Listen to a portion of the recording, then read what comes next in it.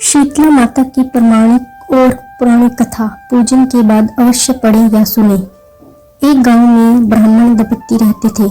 दंपति के 2 बेटे और 2 बहुएं थी। दोनों बहुओं को लंबे समय के बाद बेटे हुए थे।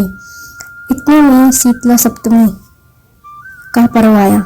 घर में पर्व के अनुसार ठंडा भोजन तैयार किया गया। दोनों बहुओं के मन में विचार आया कि यदि हम ठंडा भोजन लेंगी तो बीमार हो जाएंगी। बेटे भी अभी छोटे हैं।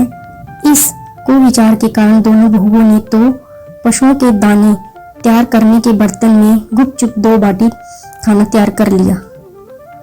सास बहू शीतला की पूजा करके आई। शीतला माता की कथा सुनी। बाद में सास तो शीतला माता के भजन करने के लिए बैठ गई। दोनों बहुएं बच्चे रोने का बहाना बनाकर घर आई। दाने के बर्तन में गरम गरम रोटला निकाला, चूरमा किया और पेट भर खा लिया। सास ने घर आने पर बहुओं से भोजन करने के लिए कहा। बहुएं ठंडा भोजन करने का दिखावा करके घर काम में लग गई। सास ने कहा, बच्चे कब के सोए हुए हैं, उन्हें जगाकर भोजन करा लो। बहुएं जैसे ही अपने अपने बेटों को जगाने गई तो उन्होंने उन्हें मृत पाया। ऐसा बहुओं की करतूतों के फलस्वरूप शीतला माता के प्रकोप से हुआ था। बहुएं विवश हो गई। सास ने घटना जानी तो बहुओं से झगड़ने लगी। सास बोली कि तुम दोनों ने अपने बेटों की बदौलत शीतला माता की अवहेलना की है, इसलिए अपने घर से निकल जाओ और बेटों को जिंदा स्वस्थ लेकर ही घर में पैर रखना। अपने मृत बेटों को टोकरे में सुलाकर दोनों बहुएं घर से निकल पड़ी। जाते जाते रास्ते में एक जीर्ण वृक्ष आया। यह खेजड़ी का वृक्ष था। इसके नीचे ओरी शीतला दोनों बहनें बैठी थी। दोनों के बालों में विपुल प्रमाण में जूं थी। बहुओं ने थकान का अनुभव भी किया था। दोनों बहुएं ओरी और शीतला के पास आकर बैठ गई।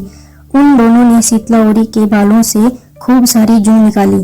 जूओं का नाश होने से ओरी और शीतला ने अपने मस्तक में शीतलता का अनुभव किया। कहा, तुम दोनों ने हमारे मस्तक को शीतल ठंडा किया है, वैसे ही तुम्हें पेट की शांति मिले। दोनों बहुएं एक साथ बोली कि पेट का दिया हुआ ही लेकर हम मारी मारी भटकती हैं, परंतु शीतला माता के दर्शन हुए नहीं। शीतला माता ने कहा कि तुम दोनों पापनी हो, दुष्ट हो, दुराचारी हो, तुम्हारा तो मुंह देखने भी योग्य नहीं है। शीतला सप्तमी के दिन ठंडा भोजन करने के बदले तुम दोनों ने गरम भोजन कर लिया था। यह सुनते ही बहुओं ने शीतला माता जी को पहचान लिया। देवरानी जेठानी ने दोनों माताओं का वंदन किया। गिड़गिड़ाते हुए कहा कि हम 2 भोली भाली हैं, अनजाने में गरम खा लिया था। आपके प्रभाव को हम जानती नहीं थी। आप हम दोनों को क्षमा करें। पुनः ऐसा दुष्कर्म हम कभी नहीं करेंगे।